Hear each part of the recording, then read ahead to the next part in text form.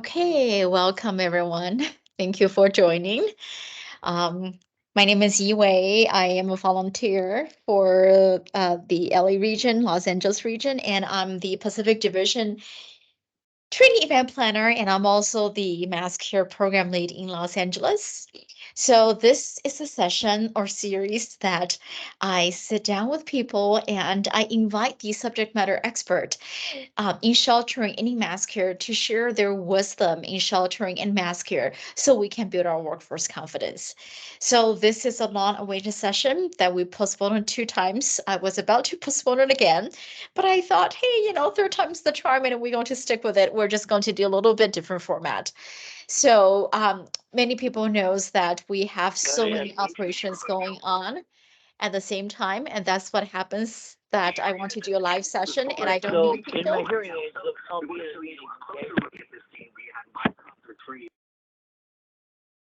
Okay, I've muted. So this session will be recorded. So for the past, what we've done is that we have a moderator, we have a presenter, we have two presenters to just present the ideas that most frequently asked questions. In this session, we're going to do something different. We're going to have you to ask the questions. We're going to have you to ask the questions to ask what is something on your mind that you find it very, very difficult to deal with. If there's a situation that you find difficult to deal with, or if you need some little guidance on something extra on sheltering or on mass care, that's what we're going to talk about today. So we had some panelists, but our panelists were not available today. So we have some new panelists, and we're just going to, this is the disaster mind that we learn to pivot. So I'm going to ask the group effort. We have a wealth of knowledge in this group. We currently have 73 or 74 people. So I'm going to ask your group participation to see what lessons that you learned, what worked with you, what didn't work, if you have any tips. So I see Shirley Barr is on the call, Julia is on the call. I see that Robin is on the call. I also see Chuck is on the call. I see Georgia is on the call. I see Sherlyn. I see Deb Smith is on the call. So we have a lot of people on the call that do have the subject matter expertise on this. So I'm going to turn to you once I ask the questions. So Chuck, this question, the first question is for you. We have a question that we have a shelter supervisor, and this is their first time out in the field. They've been promoted, feel promoted to a shelter supervisor, and they ran into this drug addict situation. And they know that the first thing that they should do, like we always tell people, is to go talk to your supervisor. But their supervisor is not available, and they really don't know how to mitigate that. What's the suggestions that you will be giving them? Well, the question would be, how is the individual reacting at this time? Is he just, is he cooperative, or is he being causing problems, things like that, that you have to understand what he is, how he's acting out. If he is acting out wrongly, being mischievous, causing problems, then that should be elevated at that time to maybe health services to identify if if it's a medical problem or if it is a drug problem, And if it's determined to be a drug problem at that time, what we could do is to work with, like I said, health services and maybe mental health to determine what would be the best course of action for that individual. And that may be just ask the individual that he would have to be removed from the shelter if he's acting out, or maybe just monitor him and see what we can do for him. But we will have to do that. If he gets totally disrupted, then we'll have to call 911 if he's endangering others, himself or others as well, to call 911 and see if maybe the law enforcement would come by and just talk to him and see what they can do from that point if we have to. But just gradually go up to it. Don't assume that if he's acting out that it is a drug problem, but it could be a medical problem, and let health services figure that out, as well as if mental health is there, getting them involved as well. Got it. Thank you so much, Chuck. So what I'm hearing is that number one is don't assume, right? Don't assume what the intention was. Don't assume that was the problem. Number two was that communicate, find out what's actually going on, and also the same time you get your additional help, whether it's your supervisor, whether it's disaster mental health, whether it's disaster health services, or the county personnel, or law enforcement personnel to ask for help. Thank you so much. And Georgia, we have next question for you. And if folks in the same time, please type your questions in the chat. We're going to try to answer as many questions as possible. We got some questions before throughout the series, so feel free to type your question in the chat. So Georgia, you're the expert in reunifications. So the next question is that we have reunification hasn't been activated yet, or reunification is not on site. We don't have reunification workers on site. We don't have reunification activated in the dock level disaster operation coordination center. And now it comes a person saying that they're eagerly waiting to, they and their family, they got separated and they want to find their family. Law enforcement is not available. They're the only one that we're the only one that they can turn into. What do you suggest that we do at that particular time when we're actually at the shelter? Okay, we're talking about a family that lives together at the same address. Correct. Okay. If there is no reunification person assigned, then I would urge somebody to call the national reunification person, which is Mike Peoples or Bob Lertzman, and get some assistance from them. The other thing you can do is, if the region that you're in should have a reunification lead, you could go to that reunification lead and start working with them towards resolving this situation. So let's say that I deploy to, I'm just going to pick, let's say I deploy to Kentucky and I'm from LA. I have no idea who their local region volunteers are.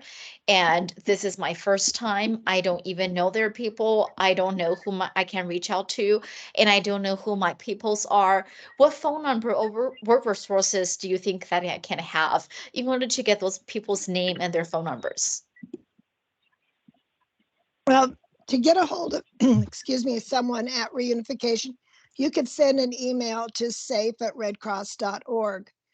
You should also, if you're in mass care, probably be aware of some of the reunification people, either that you work with in your chapter or your region. And if nothing else, reach out to that person and have them provide you the information to get a hold of somebody at national. There's lots of ways around not having somebody on site because we all work together. So it's pretty easy to, let's say you're in Kentucky, but I'm part of reunification. You could call me. I could go ahead and get the ball rolling with national. So it's just make those contacts, network. Thank you, Georgia. So what we learned for this is that number one, you should go ahead and report to your supervisor, because you might not know someone that is in unification, but your supervisor or someone at the headquarters that they will know who to reach out to, and they can advocate on your behalf to have unification to come out, or to have unification, the call center to be established. And usually call centers were established for large DRs, such as the Hurricane Ian or Kentucky or the current Arkansas, Mississippi DRs, that they usually have that. And also is that to talk with the local volunteers to see what resources they have, or to work with the people that you already know that they do have a reunification background, so you can reach out to them. Or you can reach out to Doc. I mean, that's the last resort, but you should go ahead and go to the supervisor and they should be able to find that. Okay, so next question that we have is, actually, Georgia, it's a follow-up that, are you the unification lead for us?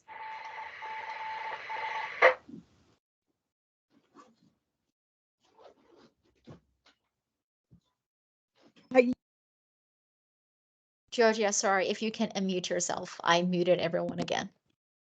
Okay, there you go. Okay, I am the regional reunification, and I do work with the national team both. Thank you so much. So Georgia is Oh, from I'm sorry. SoCal I'm region also the divisional. division, I'm right? also the divisional lead. Yes. So Georgia is SoCal, Southern California's regional lead for unification, and she's also the Pacific Division's unification lead. And she mentioned earlier Michael Peoples. Mike Peoples is the national headquarters unification lead. Okay. So next question that I see on here is that is Narcan available in the shelter? A medicine that is rapidly reverses the opioid overdose. Chuck, would you like to answer that? Sure. I don't know if we got any health services people on here or not anyway, but Narcan is normally that would be obtained through health services on a DR, and they do dispense that sometimes at the shelters if there is a need and as well. But work with health services on at your DR if you think you're going to need it, and they will make sure you get it as well in the shelter also. But health services is the one that is going to have it initially because they got the contacts to get it. And then they can dispense it to you as a shelter lead or shelter supervisor manager. Thank you so much. So again, it's that sheltering is not just one isolated activity that you don't need anyone else's support. You do need all the other function support. So reach out to your DHS folks, disaster health services, disaster mental health. Reach out to the supervisor above you to see what resources we have. And also you have 911 resources, you have county resources, you have city resources as well. Carol, I think your hand is up. Jensen's.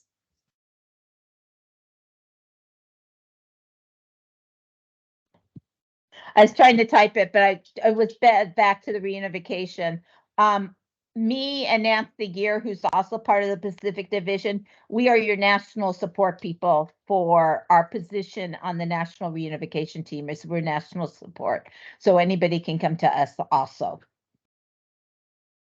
And Carol and Georgia, do you mind to type in your phone numbers and your email addresses, and also along with Mike Peoples and all the other leads, so then people can know whom they can reach out to when they need resources? Sure. Thank you. Okay, next one. Deb Smith, are you on here? I saw you earlier. Yes, I am. So this question is for you. If a client refuses to leave a shelter, but the shelter is planned to close, and the client has nowhere to go and refuses to consider any other options or suggestions, what would you do? Or do we call in law enforcement? What can we do to mitigate that situation? Okay. I read the question and I believe the person was referring to something that had occurred during the campfire in going on. And a whole lot has happened since 2018, 2019, in that we have an entire program of the Shelter Resident Transition Program. So that when we're in a situation, we've worked well ahead of time with people to be able to find them a location, to be able to make arrangements through our counties for our pre-disaster homeless. That is usually not going to be the situation, and I'm going to invite Cynthia Fisher to also speak on shelter resident transition and some of the steps they take on that. But if that were the worst case scenario, someone absolutely had agreed to leave before we, and we had posted the closing, and that would end, you would be dealing with your shelter manager and referring that on up the DRO chain of command in order to get instructions on how to deal with that client. So Cynthia, I don't know if you wanted to add to some of that.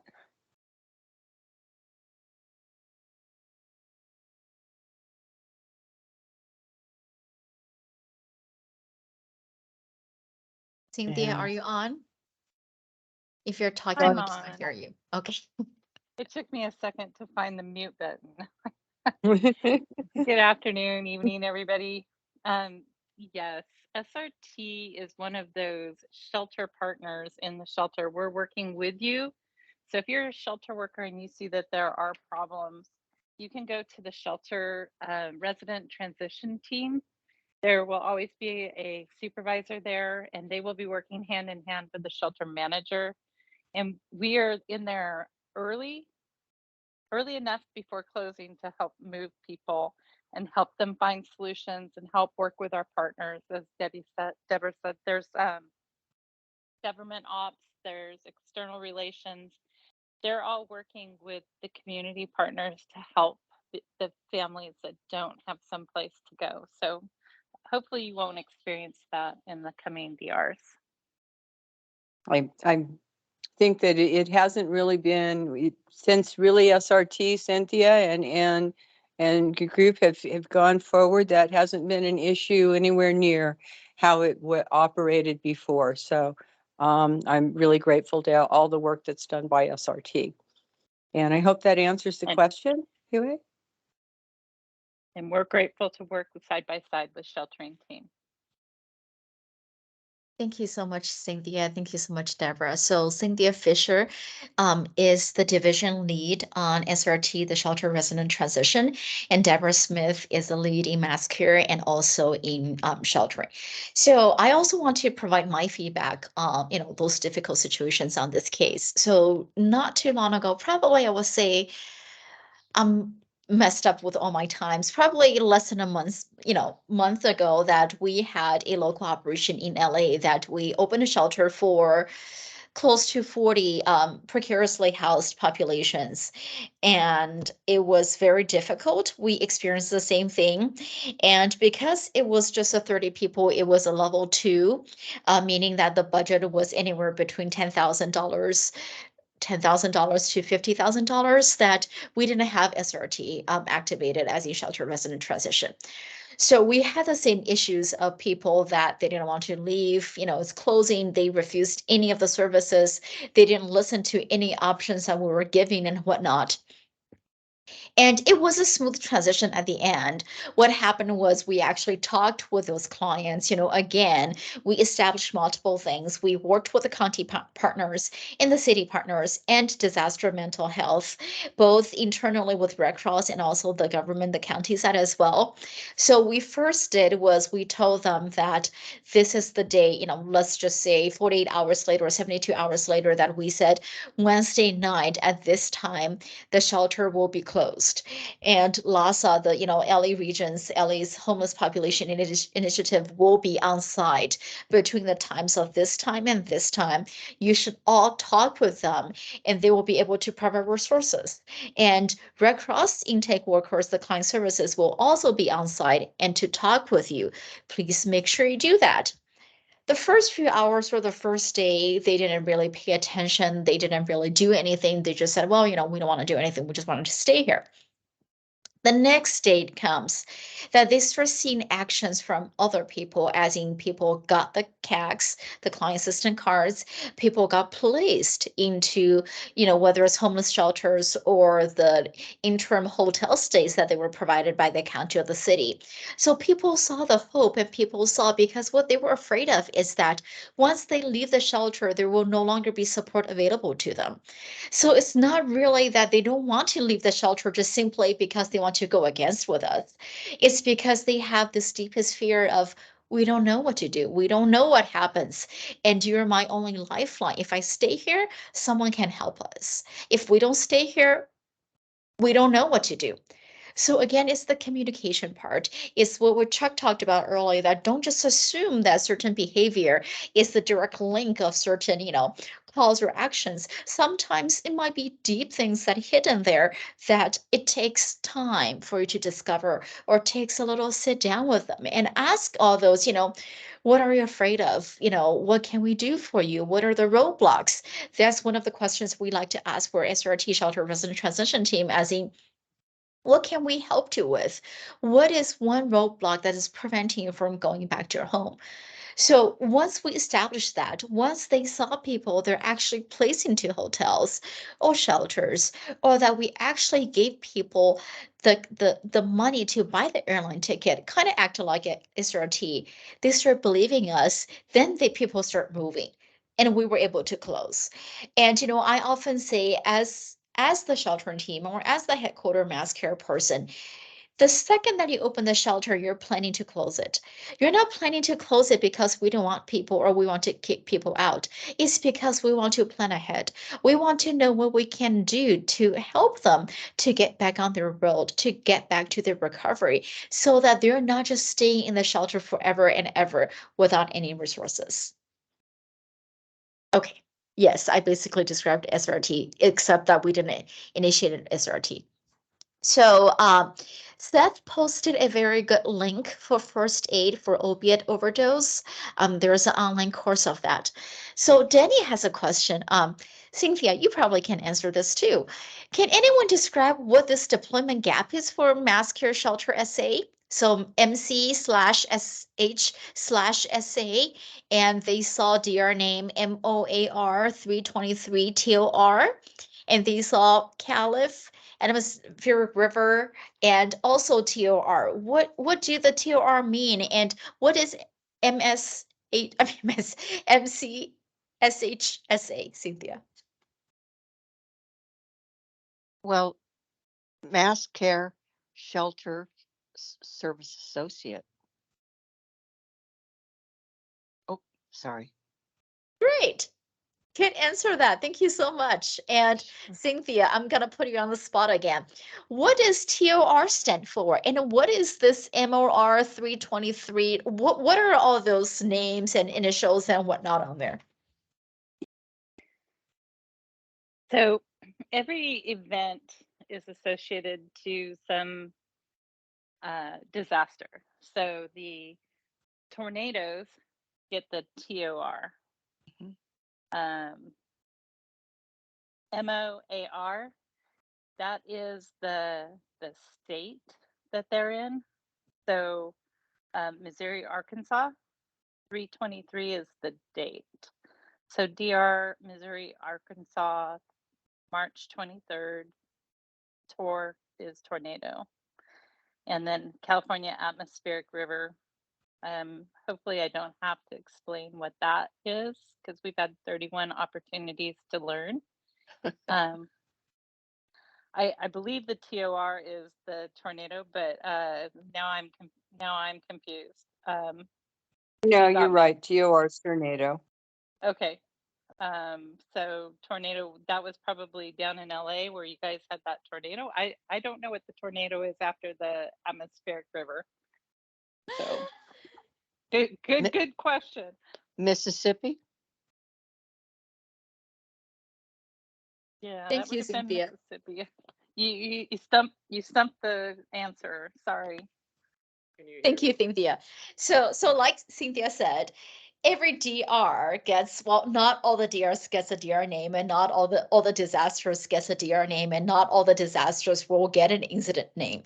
So when a DR, disaster relief operation, that's what DR stands for, DRO stands for, that once it reaches above $10,000, the information planning team will go ahead and request for a DR number.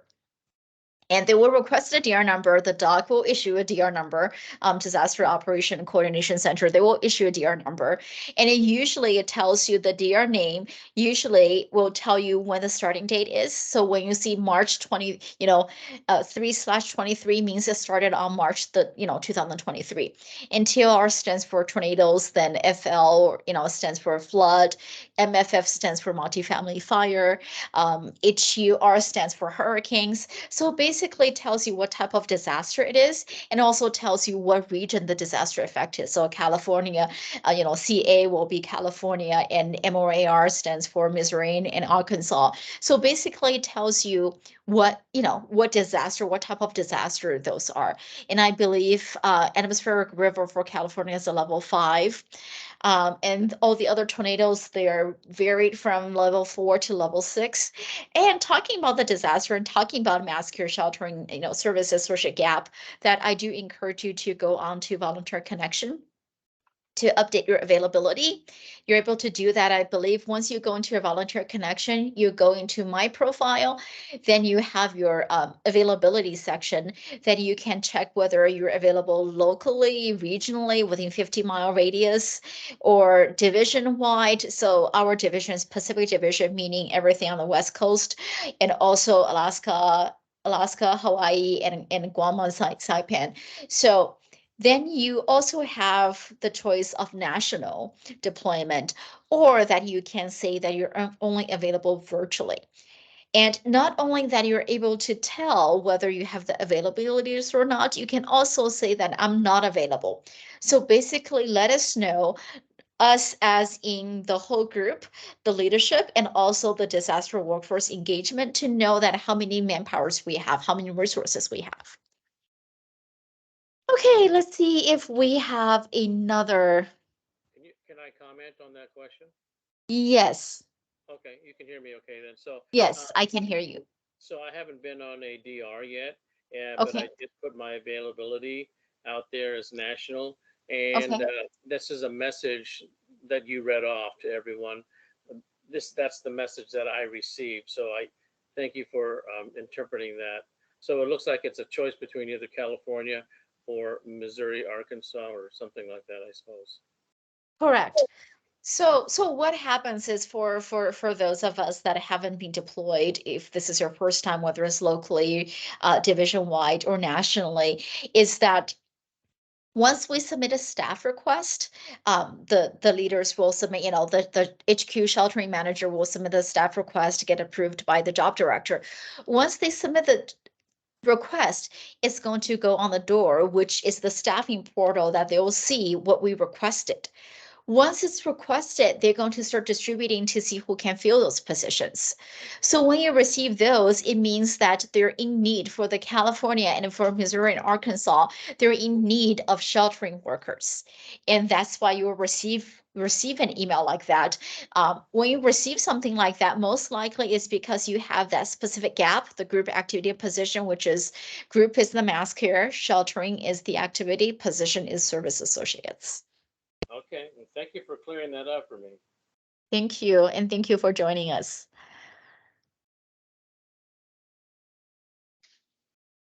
So Chuck, this might be your question, or either Chuck or Cynthia or Deb or someone else on the call as well. I cannot see everyone that is on the call.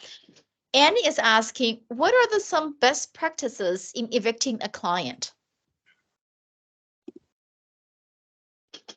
I'll let Deborah answer that.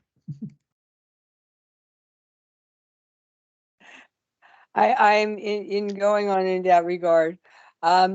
If first in guard, if you are looking at it, this is something that is done through the shelter manager, and should not really be looked at on the essay level if you're just the sheltering worker, but the client needs to be evicted for misuse, fighting, anything in that line. If it's something that has gone on that has been a danger for others, or reaching out, striking, you'll have been hopefully calling 911, and your eviction will be handled also with law enforcement at that point in time. Otherwise, as I said, you're going to be dealing with your shelter manager and also with the sheltering manager in headquarters. And partly, at that point, I've, in the times we have also involved mental health to have that conversation with the client that they are being evicted, to understand that this is the reason that has happened. This is the rule that they have broken. To clearly understand that it is what their behavior that has happened, that has been in violation of something that we have a posted rule about, and that they are need to pack up their stuff and go. In that, hopefully, that is something that can be If you are working well, you have spent some time also hopefully talking with them in regards to some, other options they may have. But the bottom line is, if they have behavior that is grievous enough to need to be evicted, then it will need to be followed up all the way up the chain of going to be able to have them removed. I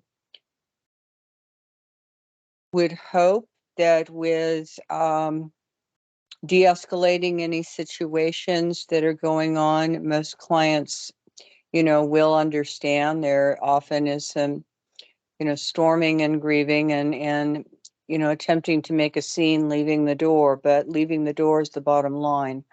It's really important, if this is a situation that's going on, that you do not raise to the level of the client in any way, shape, or form. If they are escalating, to step back, be able to take a calm situation. Hopefully, if you have done as I've done, which is to involve mental health, they'll be able to help diffuse this back down. So I don't know, Chuck, if you have any other advice on that. Let me, excuse me, Seth Williamson posted in here, there's a evicting shelter client tip sheet that is on the exchange. And many of these questions also you can follow up that are being asked tonight. You can follow up on the exchange and shelter and with the tip sheets, and they have some excellent resources on in procedures to get these items taken care of. And also I've noticed in that if you evict a client or trying to evict a client, make sure everything is documented and who has worked with the client and talked to the client. Because if we're not careful and we do evict somebody, it could come back to, I will use the term, bite us in social media and so forth, that we kick somebody out of the shelter. So it has to be documented very, very certain about that. But check out the tip sheet. It's a good resource. Thank you.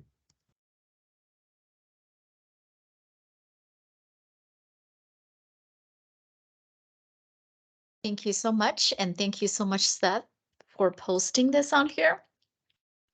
And we do have, so Danny, I'll take your question again that can someone explain the hardship codes C10, C14, and C7?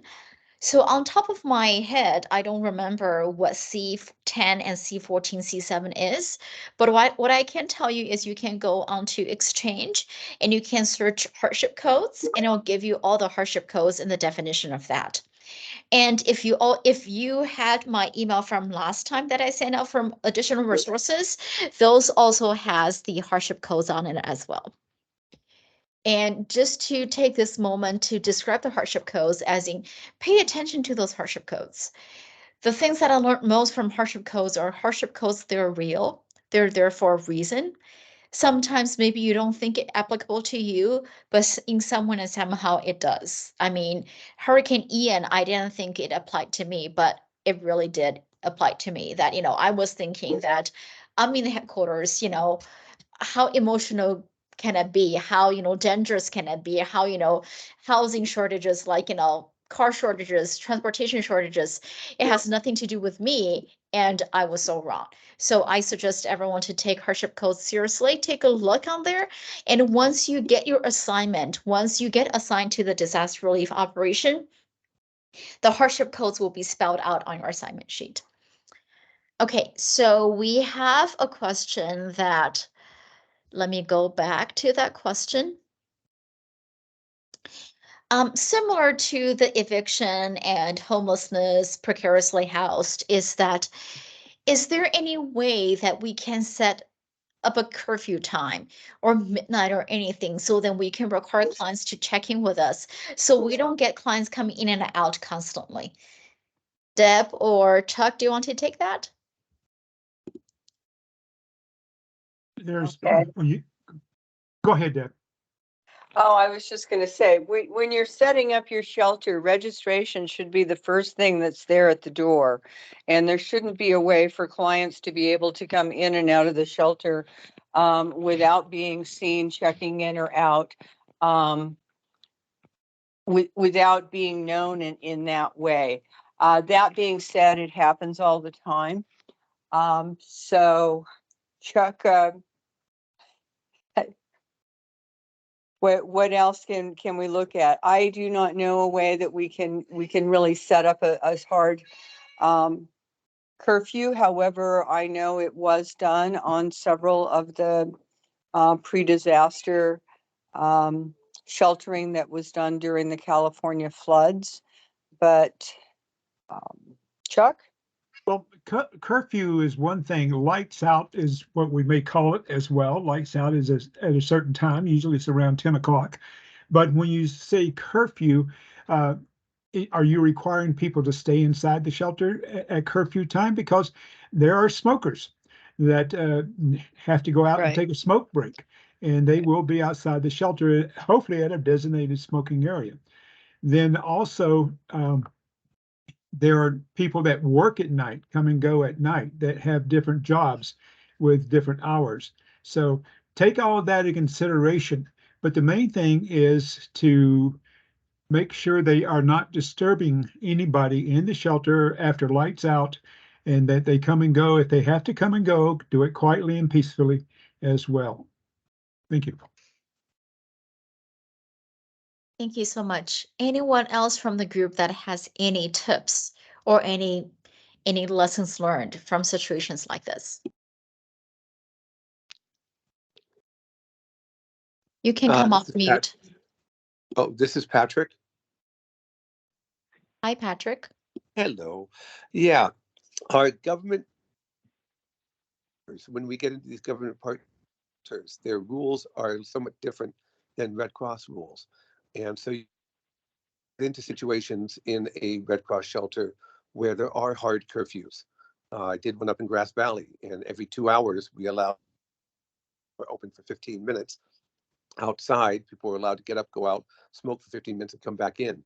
If you missed your 15-minute, you weren't allowed back in the shelter in the next 2 hours. They were very hardcore about this. That's the most rigid shelter I've ever had to participate or work in. Um, we just have to be flexible with our government partners when they set up the shelters and understand that we have Red Cross policies and they have their policies. And when we support their shelter, it's their policies that we work with. So anyway, that's all I gotta say. Thank you. And I see a hand up from the phone number 323-348-3490. Do you want to come off mute? Yes, my name is John Osmond. Hi, John.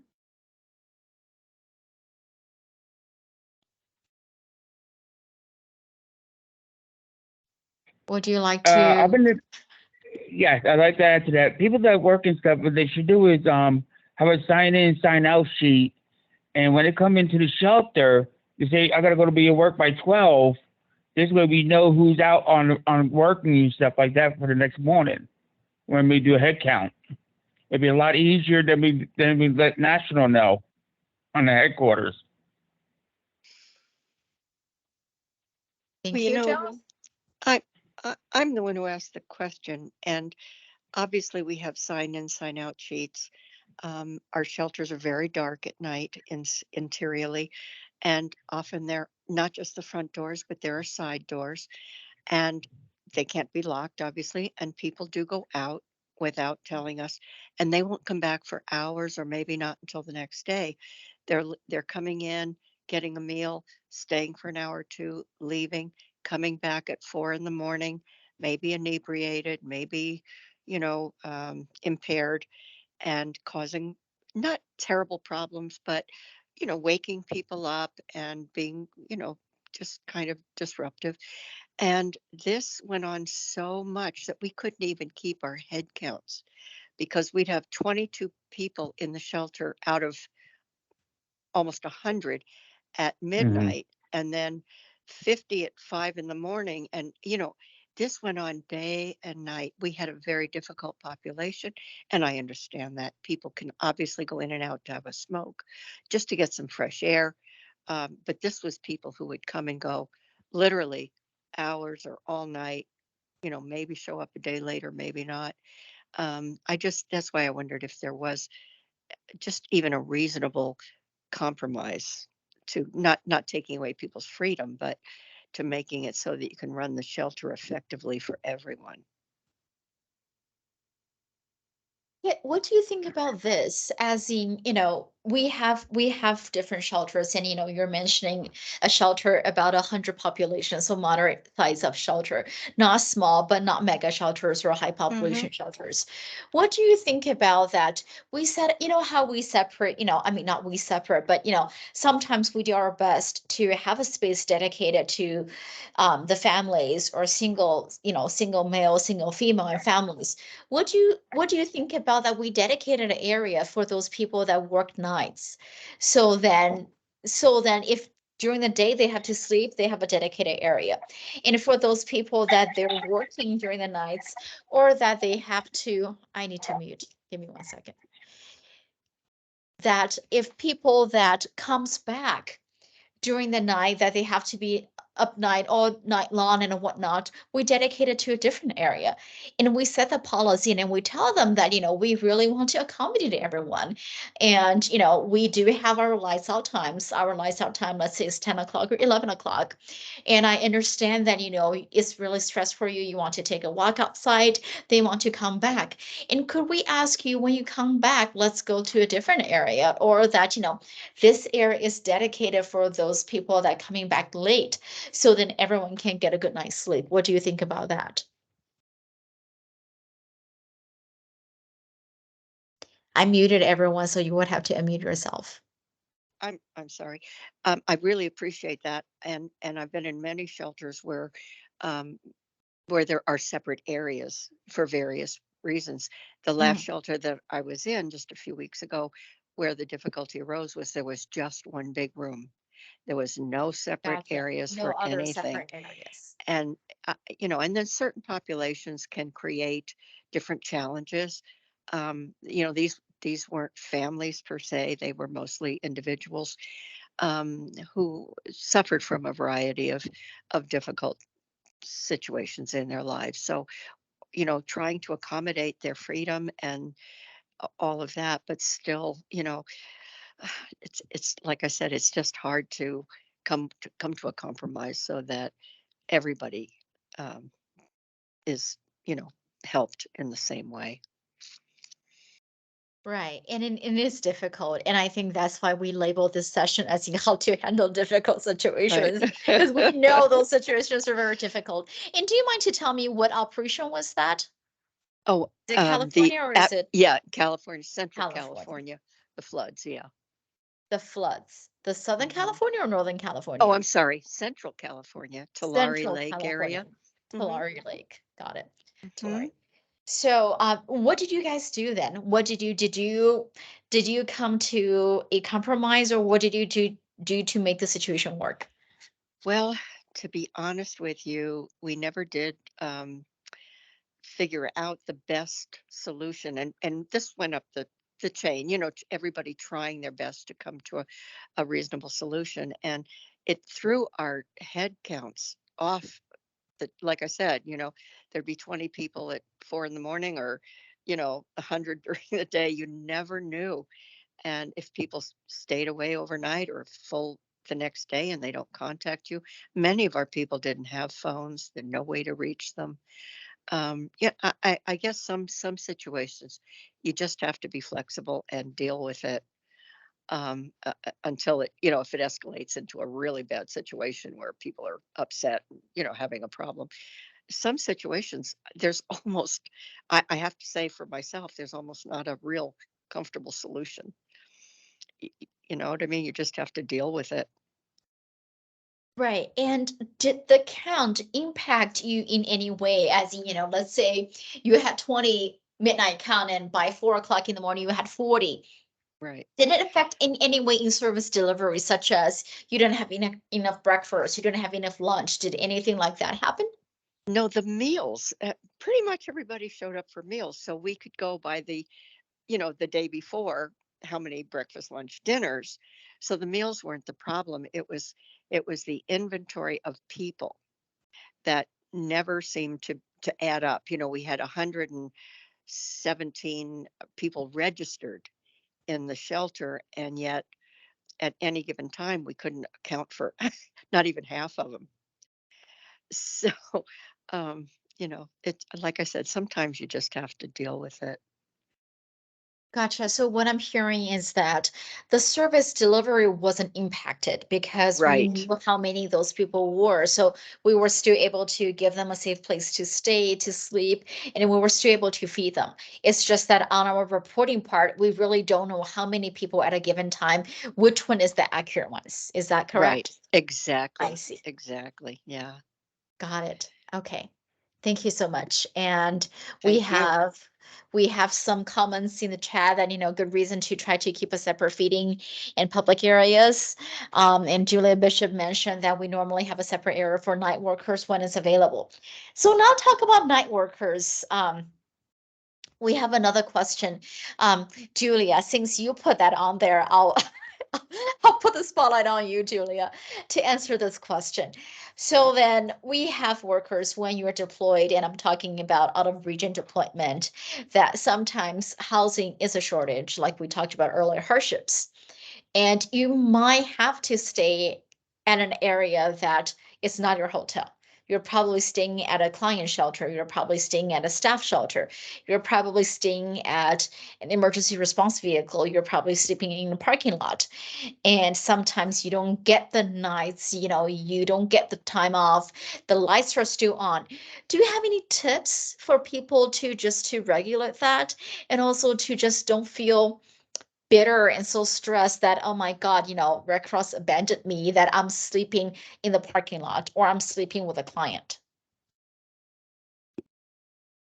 I'd like to say that that never should happen, but it has. And they do what they can. We've had some hiccups with lodging in situations, too many people coming in all at once. We usually don't get the priorities of the hotels because FEMA and all the other agencies that are coming in there first have priority, it seems, and more money to pay for the rooms.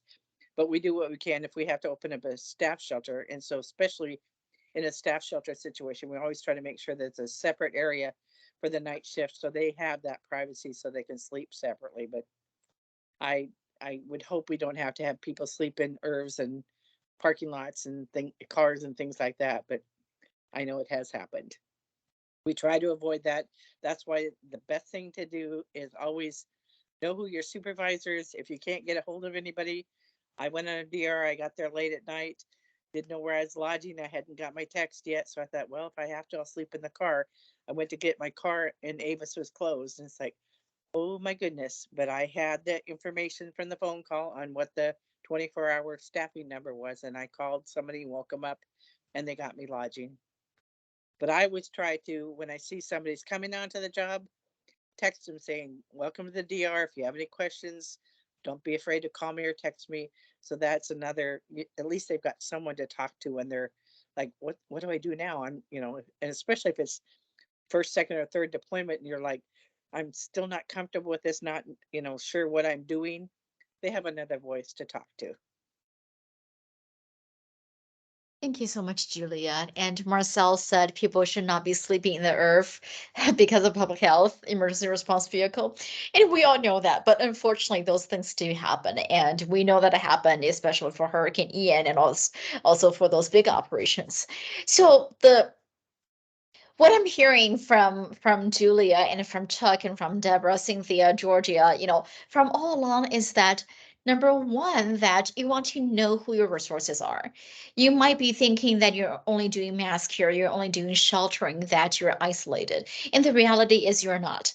Sheltering cannot function without other people's support.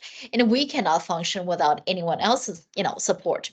So basically is that if you ever run into any situations, your direct supervisor will be your point of contact, your first point of contact, if you do know who your direct supervisor is, because sometimes you might not, if you haven't checked in yet, or if you haven't got your assignment yet.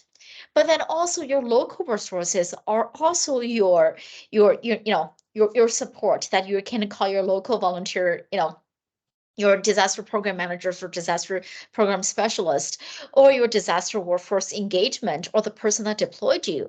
And also there is staff relations for you to call. There is the 24-hour staffing hotline for you to call. There is the 24-hour disaster health services line for you to call. I mean, not every operation has a hotline like that. It doesn't, you don't get a hotline unless you have a big operation. If you're only a local operation with 20 people, 20, shelter clients, you won't get a 24-hour number published on the incident action plan. But it doesn't mean that they don't exist, because there are multiple people on call. I once asked my group, my LA team, I said, do you know how many people, we probably all been on that calls, disaster action team calls. And I asked my group, I said, do you know how many people at a given time when you have a disaster and action team call, do you know how many people actually receive those notifications? And some people said 1, 2, 4, 5. And I told them it was over 100 just for the LA region alone. And I remember when I first joined Red Cross, I went on a call on January 1st on New Year's Day, and I thought I was the only person, me and my team, I thought it was the only 2 people that on the call. I didn't know there were hundreds of other people awake with us, that they saw the notification. So, again, you're never alone. Julia, you have your hand up again. Oops. Okay. I just wanted to state too that when you get that recording, when you deploy out of your area, I never answer it the first time, and I let it go to recording, so I have all those phone numbers and all those contacts that I can go back to. Either that, or if you're going to listen to it, write everything down, because it gives you your 24-hour lodging, your 24-hour people to talk to, any people that you at least have a phone number on where to call and where to go, and it gives you addresses and phone numbers. So that's a big plus when you hear that. And again, once you've been assigned to the job, hopefully you're going to get the IAP sent to you, and that will have a list of phone numbers in there as well as a backup. But again, you can always go back to your deployment team and say, help, I'm a little confused, a little lost. What do I do? Thank you so much, Julia. And it's correct. And it really depending on how you set up your notifications. So for me, I set my notifications as email, phone call, and text. So once I get assigned, I get all those things coming simultaneously. So then I save their numbers. I save, put it on my phone to save it, just so that I have it. And, we talked about how to access the incident action plan beforehand, that you're able to go on the doc portal just to access the incident action plan, even if you're not assigned. And also that, don't forget, anyone on this team, you saw, the people that I mentioned on this team, all the facilitators that presented, we're all your phone and friend.